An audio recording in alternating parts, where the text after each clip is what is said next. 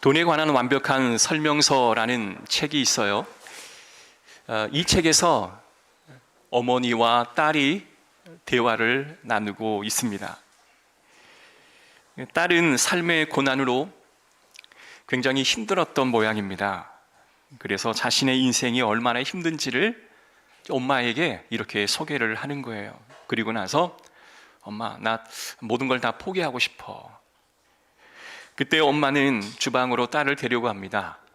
그리고 세 개의 냄비에다가 물을 집어넣고 하나에는 당근을, 한 냄비에는 계란을, 또 한 냄비에는 커피를 이렇게 붓습니다.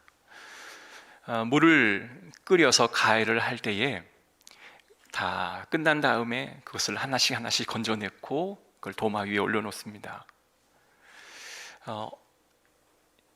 지금 당근과 계란과 커피가 뜨거운 물을 만나고 나서 어떻게 바뀌게 되었니? 라고 물으니까 당근은 딱딱했던 것들이 물러졌고 이 계란은 그 안에가 액체가 있을 거라고 생각했는데 이게 단단해졌네요.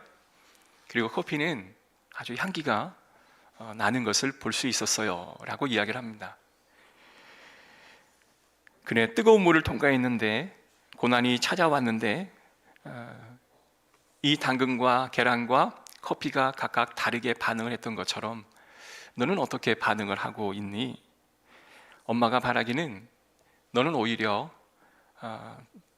당근처럼 물러지는 게 아니라 계란처럼 더 단단해지고 이제는 더 나아가 커피처럼 향기를 바라는 그런 아이가 되었으면 좋겠다라고 교훈을 주었다고 합니다.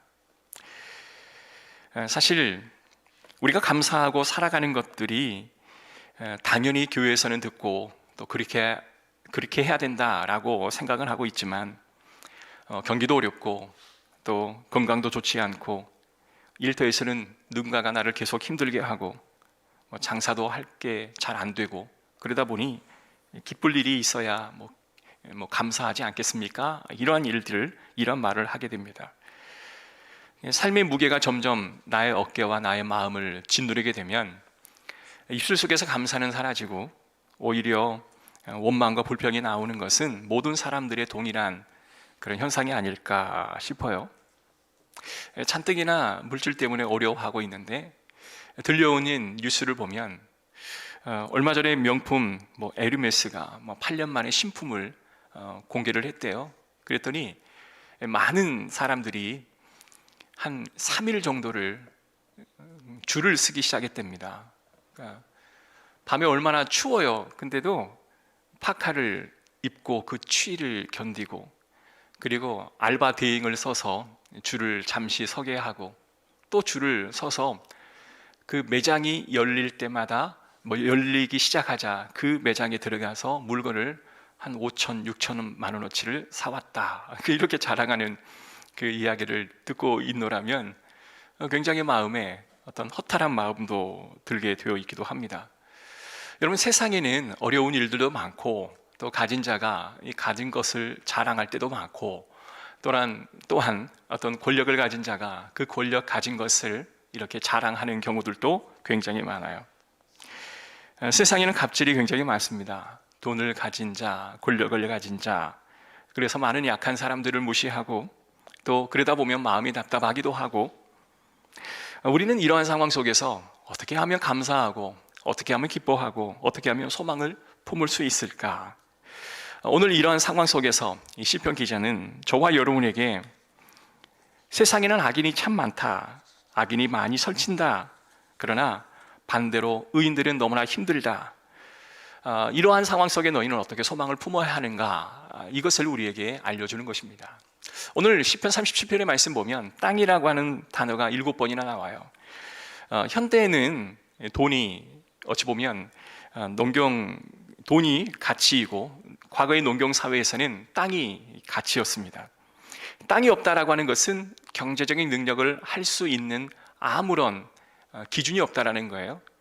땅이 있어야 씨를 뿌리고 거기서 나오는 소산을 팔아서 경제 활동을 할 게 아니겠습니까? 근데 이 시편의 기자는 땅이 없는 소작농의 사람이었다라고 보면 돼요. 겨우 농사를 지어서 먹고 살 수 있는 상황이었습니다. 그런데 땅을 가진 이 악인들은 오히려 이 소작농을 조롱하고 무시하기까지 하는 것입니다. 그래서 오늘 본문에 나오면 이 본문에 이런 대목들이 계속 나오는데 12절, 14절, 35절의 말씀 보면 악인이 의인치기를 꾀하고 그를 향하여 이를 가는도다. 악인이 칼을 빼고 활을 당겨 가난하고 궁핍한 자를 엎드려 때리며 행위가 정직한 자를 죽이고자 하나. 35절 내가 악인의 큰 세력을 본즉 그 본래의 땅에 서 있는 나무잎이 무성함과 같다. 여기에 무성하다라는 이 말은 작은 어떠한 나무, 큰 나무라기보다는 하늘을 찌를 듯하게 곧게 서 있는 백향목 나무와 같다라고 그 악인을 설명을 하고 있습니다. 이런 백향목은 왕궁에서 궁궐을 지을 때나 쓸 수 있는 아주 멋진 그런 나무이죠. 그런데 악인의 기세가 더 당당하고 강하다고 하는 것을 표현하는 단어로 이 백향목이라는 단어를 사용하고 있어요. 힘들고 억울한데 오히려 악인이 이 자신을 억압하고 이러한 상황들이 반복되다 보니 기도조차 나올 수 없는 상황이었다라고 원망을 쏟아내고 있는 상황입니다. 자, 그런데 이러한 상황 속에서 이 시편 기자는 뭐라고 우리에게 말을 하냐면 1절에 있는 말씀 보면 악을 행하는 자들 때문에 불평하지 말며 불의를 행하는 자들을 시기하지 말지니라 라고 이야기합니다. 첫 번째 우리에게 제안하는 것은 불평하지 말라라는 그 동사가 가장 먼저 나오는 거예요. 여러분, 이러한 상황 속에서 우리는 본능적으로 원망과 불평이 나오는 것이 분명합니다. 그런데 시편 기자는 불평하지 말라라고 이야기해요. 7절과 8절의 말씀 보십시오. 악한 꾀를 이루는 자 때문에 불평하지 말지어다. 8절 분을 그치고 노를 버리며 불평하지 말라. 이 불평하다라는 말의 원뜻이 뭐냐면 불을 붙이다라는 거예요. 우리 마음속에 인화성 물질이 가득한데 거기에 불평하게 되면 거기에 불을 지르는 것과 같다라는 겁니다. 그러다 보면 우리 마음이 요동이 치고 억울하고 그리고 불공평하다라는 이야기가 우리 입술 속에서 자연스럽게 흘러나오는 거예요. 과거에 우리가 잘 알고 있는 전 세계에서 가장 행복한 나라를 어느 나라로 봤냐면 부탄이라는 나라로 봤다는 거예요. 전에도 한번 제가 말씀드린 적이 있던 것 같은데요. 근데 최근에 그 각 나라의 행복 지수를 체킹을 해봤더니 부탄이 1위였는데 그 1위의 부탄인 나라가 95위까지 떨어졌다고 합니다.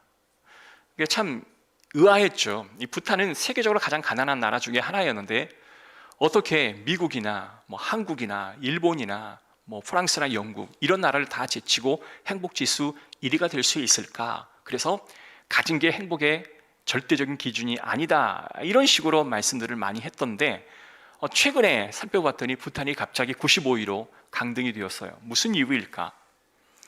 사회 심리학자들이 조사를 해보니까 이 부탄이라는 나라가 이렇게 세계적인 관심을 받다 보니까 그 나라를 찾는 사람들이 더 많아졌다는 겁니다. 그래서 행복한 사람들의 삶은 어떨까 연구하기 시작했던 거죠. 그러다 보니 이 세계에 집중을 받다 보니 각 나라의 동영상이라든지 각 나라의 사람들을 만나게 되고 유튜브라든지 SNS, 페이스북을 접하다 보니까 이 부탄이라는 나라가 다른 나라에 비해 얼마나 못 사는 나라인지를 새삼 깨닫게 된 거예요.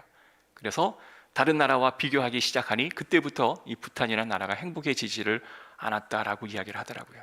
여러분, 이렇게 하루아침에 이 비교하는 마음이 드는 그 순간 갑자기 행복했던 나라가 갑자기 불행하다라고 고백하는 나라로 이렇게 전락할 수 있을까요?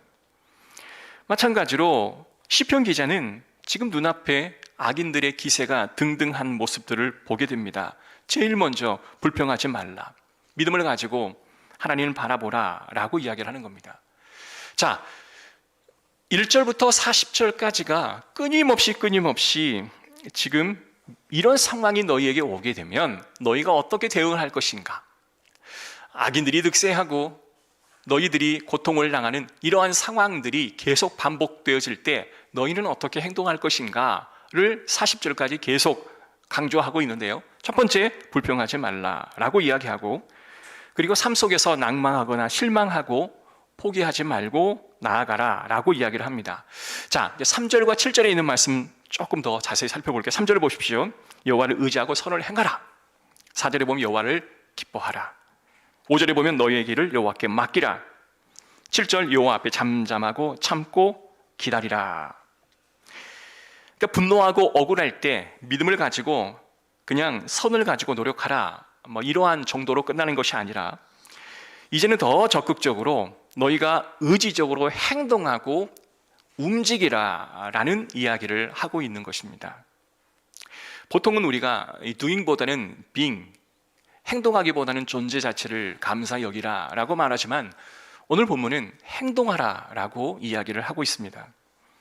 여러분, 소망이라고 하는 것은 기다림이 아니죠. 믿음은 명사가 아니라 동사입니다. 행동하라 라는 것입니다. 사실 이 본문에 있는 말씀을 우리가 어떻게 해석을 해야 되냐? 많은 사람들이 가만히 머리로만 생각을 하고 아무것도 하지 않고 무기력하게 앉아 있는 경우들이 굉장히 많이 있습니다. 제가 이제 하는 그 공동체의 어느 한 분은 뭔가 문제점을 알기는 알아요. 그런데 좀처럼 움직이려를 하지를 않아요. 그래서 직장에서 일을 마치고 돌아오면 계속 그냥 방 안에만 있는 거죠. 움직이십시오, 행동하십시오 라고 해도 그게 잘 뜻대로 안 되는 겁니다. 소망이 있어야 살아가는 게 아니에요. 살아가다 보면, 그리고 살아내려다 보면 소망이라고 하는 게 생겨나는 것입니다. 내가 힘들어도 기뻐하려고 노력하고, 불평이 나오는 상황인데도 감사하려고 노력하고, 선을 행할 수 없는 상황인데도 선을 행하려고 노력하고, 이런 작은 행동 하나하나가 모이면 하나님이 기뻐하시고 하나님이 영광을 받으십니다. 그리고 그 행동 가운데 하나님 반응하셔서 우리에게 소망이라고 하는 것을 선물로 주시는 겁니다. 일본의 요네코라고 하는 이 여자가 엄마를 어린 나이에 잃고 나서 그는 너무나 힘이 들었어요. 그래서 자살을 하려고 철도로 뛰어들어갔습니다. 그런데 그때 다행히 목숨은 건졌지만 두 다리와 왼팔이 절단을 당하게 되고 나머지 오른팔도 손가락 2개가 잘려나가는 상황이었습니다. 남아있는 것은 얼굴, 몸통, 그리고 오른팔에 손가락 3개밖에 남아있지를 않는 거죠. 유일하게 남는 이 손가락 3개와 팔로 처참한 인생을 살아가야 하니 이 여인은 수술이 끝나고 회복된 다음에도 계속 다시 죽으려고 노력을 합니다. 그런데 그때 예수님을 영접하게 해준 젊은 목사님과 결혼을 하게 되죠. 그리고 나서 그는 이렇게 고백합니다. 인생을 산다라는 게 황홀합니다 라는 고백까지 이르게 돼요. 처음에 그분이 오른손에 붙어 있는 3개의 손가락으로 감자를 깎으려고 노력을 했답니다. 원형인 감자를 한 손으로 깎으려고 하니 칼을 닿자마자 이 감자는 굴러 떨어지고 말았고요. 또 그 감자를 집어서 다시 올려놓고 깎으려 하면 이게 좀처럼 깎아지지를 않는 거예요. 내가 이렇게 살아서 무엇하겠나 절망감에 사로잡히고 그 식칼을 다시 들고 자기의 몸을 자해하려고 하는 그런 순간에서도 처절한 자신의 몸부림을 하나님이 들으시고 순간순간 하나님께서 은혜를 주시더랍니다. 그때면 그 상황의 어려움을 잠시 내려놓고 하나님 앞에 기도하면서 하나님 나를 도와달라고 그렇게 외치며 기도했던 그런 경우들이 많았대요. 그런데 하나님께서 그에게 주신 은혜는 내가 너를 사랑하지 않니? 그리고 너에게 사랑하는 남편을 주지 않았니? 그리고 너에게 오늘 끝나고 남편이 집에 돌아와 네가 한 음식을 먹지 않겠니? 라는 마음을 주드립니다. 우리가 한번 하나님의 은혜를 감사한다고 해서 계속 하나님의 은혜를 감사할 수 있는 상황이 주어지는 게 아니라 때때로 수시로 우리를 절망하게 하는 일들이 반복적으로 일어나게 됩니다.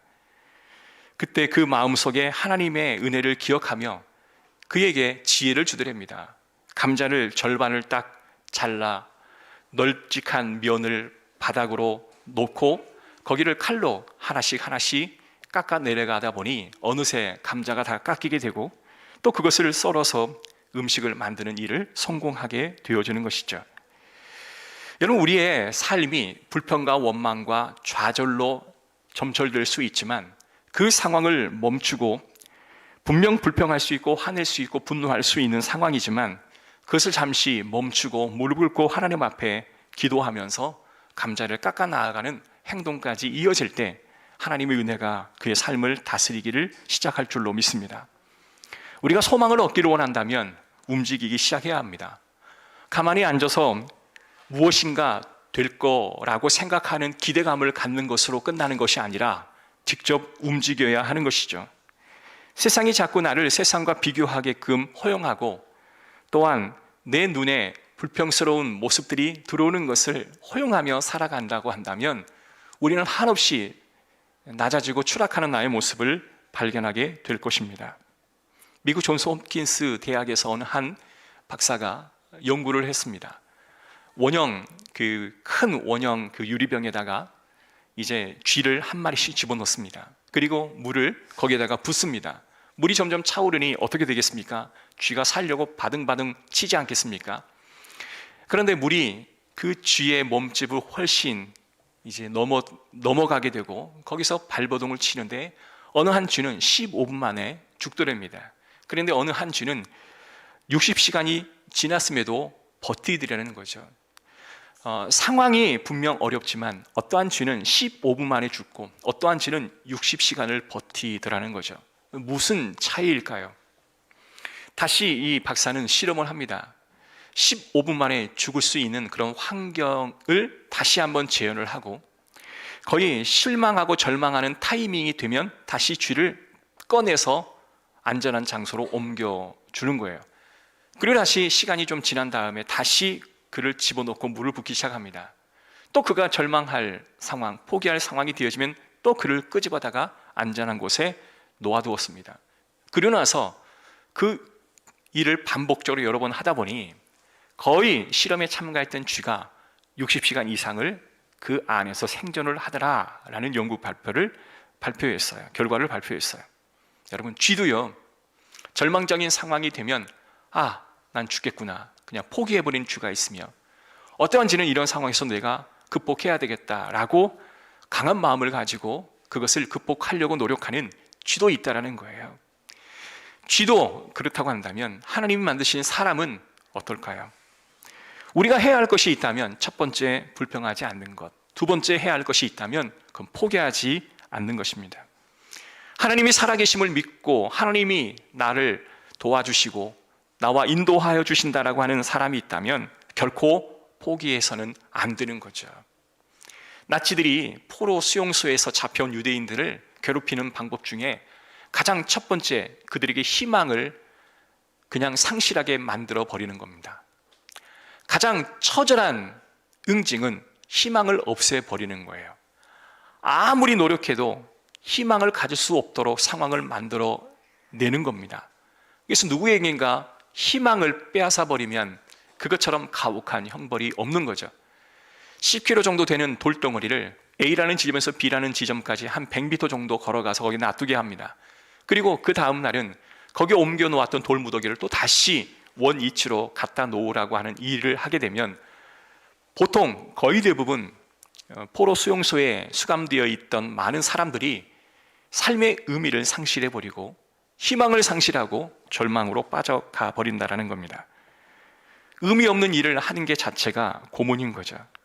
여러분, 우리의 삶이 매번 똑같은 일이 반복되어지고 힘들고 여전히 고통스럽지만 그 일을 근근히 우리가 버티며 해결해 나아갈 수 있는 것은 뭐냐면 삶의 희망이라고 하는 게 있기 때문에 그렇습니다. 누가 보더라도 참 힘들겠다, 누가 보더라도 어떻게 저런 일을 할까, 그러나 그 안에 깊숙이 들어가 보면 그 안에 삶의 의미와 희망이 있기에 그들은 그 힘든 일들을 아랑곳하지 않고 어렵지만 고통스럽지만 그거를 견뎌 나가는 거예요.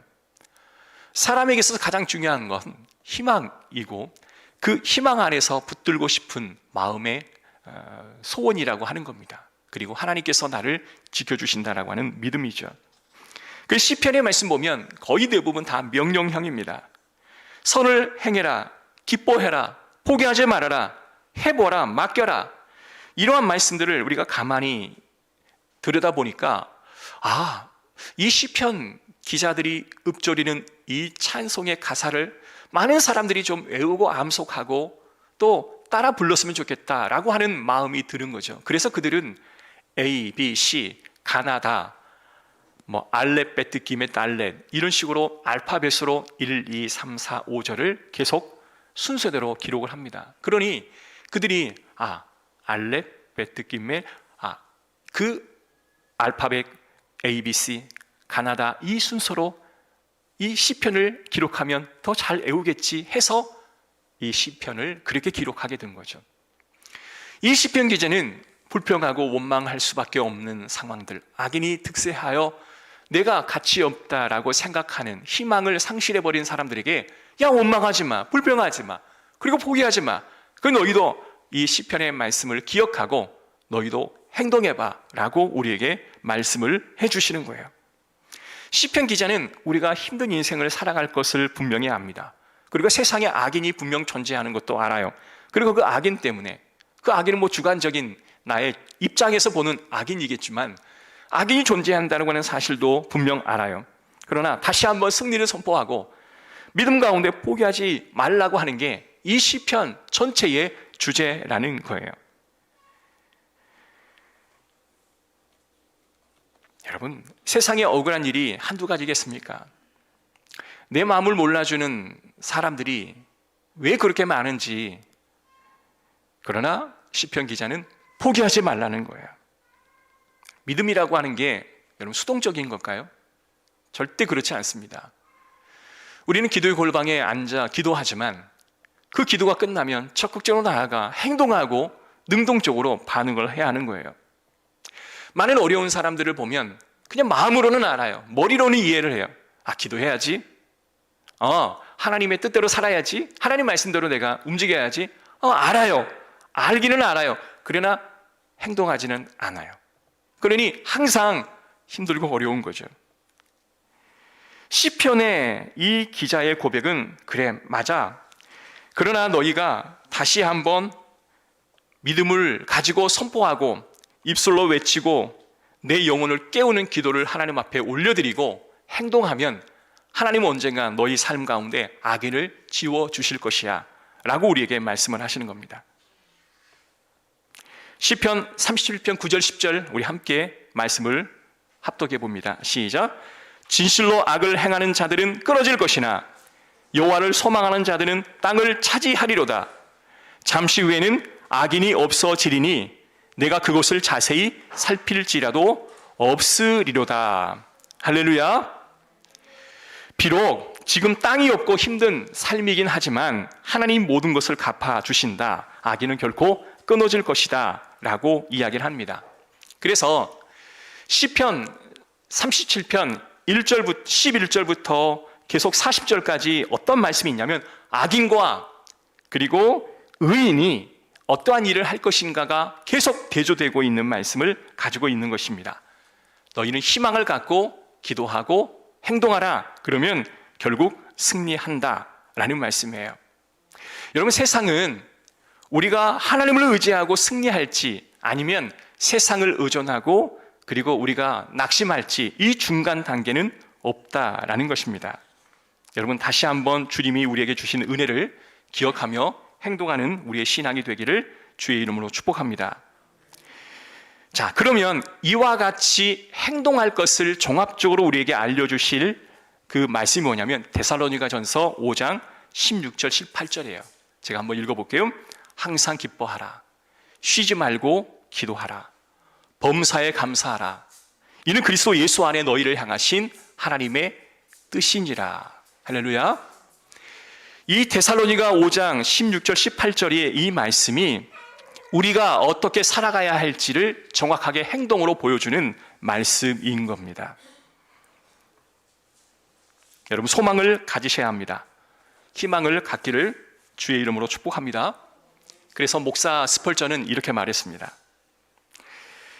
우리가 희망을 갖는다라고 하는 것은 자신에게 집중되어 있는 시선을 옮겨 하나님을 바라보게 하는 것이 소망의 시작이다라고 말합니다. 그러나 사단은 정반대예요. 하나님을 바라보기보다, 행동하기보다 자신의 감정에 더 집중하고 치우치게 하는 것이 사단의 전략이라고 하는 겁니다. 우리가 움직이지 못하는 것들은 거의 대부분 열의 아홉은 자신의 감정에 사로잡혀 있기에 우리는 움직일 수 없는 거예요. 여러분이 자신의 감정만을 집중하고 있다면 결코 행복하지 못할 것입니다. 우리가 인식해야 할 것은 하나님이 주시는 그 평안 안에서 우리가 나아가는 방법밖에 없는 거예요. 여러분, 자신의 감정을 너무 많이 묵상하고 그 안에 머물러 있지를 않기를 주의 이름으로 축복합니다. 어느 한 그 자대 배치를 받은 이등병이 있었습니다. 그 이등병이 이제 4박 5일 휴가를 받아 이제 나오게 되었어요. 근데 어머니가 그에게 이런 부탁을 합니다. 얘야, 집에 오다가 할머니 집에 잠깐 들려다오. 여러분, 4박 5일의 휴가가 얼마나 짧습니까? 이제 훈련소를 마치고 자대 배치를 막 받은 군인에게 4박 5일은 너무 짧은 날이에요. 그런데 할머니 집에 시골에 잠깐 갔다 오라는 그 말이 좀 야속하게 들렸을 수도 있어요. 그런데 뭔가가 있겠지라고 생각하고 할머니 집에 갑니다. 근데 마침 할머니 집에 도착했더니 할머니는 그 간호하는 요양보호사와 단둘이서 살고 있었어요. 그리고 그 손주가 오는 걸 너무 기뻐한 나머지 그를 환영해 주었습니다. 그리고 군 생활의 이야기를 서로 나누다가 그 할머니가 그를 위해 기도를 해줍니다. 하나님, 우리 손주가 하나님 앞에 인정받는 아이가 되게 하시고 세상 사람들에게 인정받고 하나님께도 감동을 주며 세상 사람들에게도 감동을 주는 아이가 되게 하옵소서. 예수님의 이름으로 기도합니다. 아멘. 그 기도를 듣고 그는 차를 타고 고향으로 다시 돌아옵니다. 얼마 있지 않아 할머니는 돌아가셨다고 하는 소식을 군대에서 듣게 됩니다. 그가 제대를 하고 그날 그 순간을 떠올리게 돼요. 그리고 할머니가 해주셨던 그 짧은 말 한마디, 꼬깃꼬깃 내 주머니에 누워주었던 만 원짜리 한 장, 그분이 해주었던 그 기도가 사람을 감동시키고 하나님을 감동시키는 그런 자신의 삶의 작은 기준이 되었던 것을 그는 희망합니다. 우리가 살다 보면 지치고 힘들고 어려울 때에 누군가의 말 한마디가 다시 여러분을 새롭게 일어서게 하는 원동력이 되는 말 한마디가 있습니다. 이 청년은 그 할머니의 기도 소리, 그것이 바로 시편 37편의 말씀이 되었던 것입니다. 우리가 힘들고 어려울 상황에 주어졌을 때 오늘 이 시편 37편 기자는 이 말씀을 암송하고 되뇌이고 다시 기적으로 나아가기를 소원했던 것 같아요. 여러분에게도 그러한 희망과 감동이 되어지는 그러한 사람이 되기를 원하고요, 그러한 성도님이 되기를 간절히 소원합니다. 더 적극적으로 나아가서 누군가에게 가장 힘들고 어려울 때 여러분이 해주었던 그 한마디가 그에게 기억남아 시편 37편의 말씀이 될 수 있는 희망을 간직하게 되는 그 말 한마디를 할 수 있는 그런 능력자가 되기를 주의 이름으로 축복합니다. 기도하겠습니다. 하나님, 감사합니다. 힘없이 살아갈 때에도 시편 37편의 내용이 떠올라 다시 희망을 잡고 기도하며 행동으로 나아갈 수 있게 되어지는 것처럼 우리를 일깨우는 시편 37편의 말씀이 있는 줄 믿습니다. 이젠 더불어 내가 그들에게 시편 37편의 말씀이 되어줄 수 있는 은총을 허락하여 주시옵소서. 예수 그리스도의 이름으로 기도합니다. 아멘.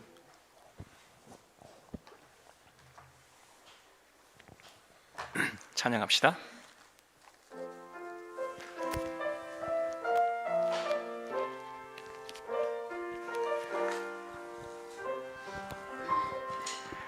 우리는 주님을 지키는 교회, 이곳은 주님을 위한 자리. 내가 기도하는 모든 땅 위에서 하나님 예배받는 그날을 고대하네. 나의 노래로 주님의 성전을 지으니 높임을 받으소서. 이스라엘 찬송을 거하신 주님을 거룩하십니다.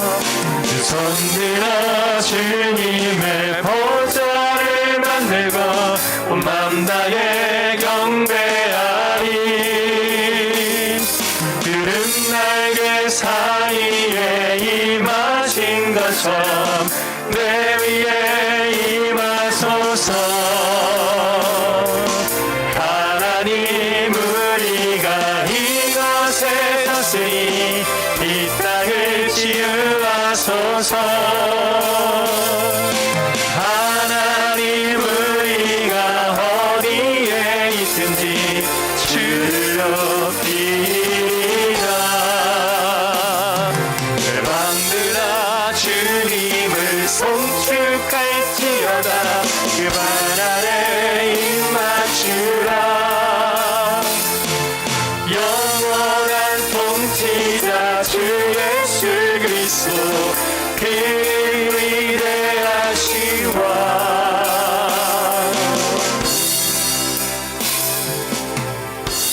오늘 이 찬양의 가사와 함께 우리는 주의 움직이는 교회, 우리는 하나님의 성전.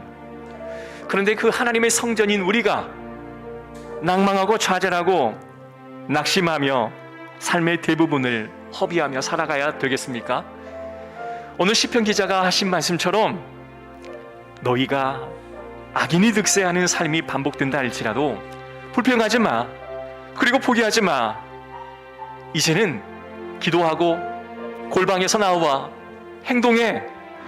항상 기도하고 쉬지 말고 기도하고 기뻐하고 범사에 감사해. 그래야 돼. 오늘 움직이지 않았던 나의 모습에서 움직이게 하옵소서. 이제는 내게 시편 37편의 말씀을 해줄 사람을 기다리기보다 네가 시편 37편의 말씀을 해줄 사람이 되어라. 그리하여 그들이 정말 힘들 때 너의 말 한마디를 기억나게 해주는 그런 사람이 되라. 오늘 주님 앞에 이러한 삶을 살겠다고 작정하고 기도하는 우리의 삶이 되었으면 좋겠습니다. 다 같이 기도하겠습니다. 하나님, 우리는 주의 움직이는 교회입니다. 우리의 심령 가운데 주님이 머물러 좌정하옵소서. 우리의 삶이 어렵고 힘들 때 너희는 불평하지 마, 원망하지 마. 그리고 이제는 나아가. 그리고 기도만 하지 말고 기도했으면 움직여 골방에서 나와 세상으로 향하여 나아가. 그래야 너희에게는 소망이 있어. 하나님이 너와 함께 하심을 기억해. 하나님이 나와 너와 함께 하심을 기억하며 끝까지 모든 사람들에게 그 하나님의 사랑을 전하라. 하나님, 오늘 우리에게 주셨던 음성을 선포하게 하여 주시옵소서. 이 시편의 말씀을 살아가는 나의 삶이 되게 하여 주시옵소서. 이 시편의 말씀을 기억하며 오늘도 소망을 가지고 희망을 갖게 하여 주시옵소서. 너무나 늘 감정만을 하소서. 너에게 안식을 주시는 것이 하나님이시며 그 하나님 안에서 바라볼 수 있도록 인도하여 주시옵소서. 오늘 기도하는 우리 성도들 마음속에 나의 경배하게 살려할 수 있도록 인도하여 주시옵소서. 주님의 은혜를 기억하게 하소서. 주님의 성도에 기억하게 하여 주시옵소서. 기도의 골방에서 이제 기도하였다면 나와 세상을 향하여 나아가게 하여 주시옵소서. 나아가 만나게 하시고 전하게 하시고 사역하게 하시고 봉사하게 하시고 그들의 은혜를 나누게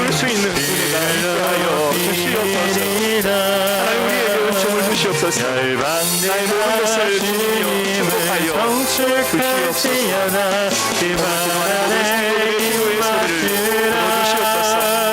저에게 필요한 모든 것들을 영원한 통치자 주 예수 그리스도 오 주여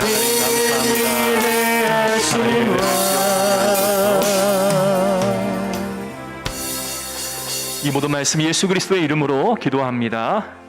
아멘. 다 같이 자리에 일어나셔서 파송에 찬양합시다.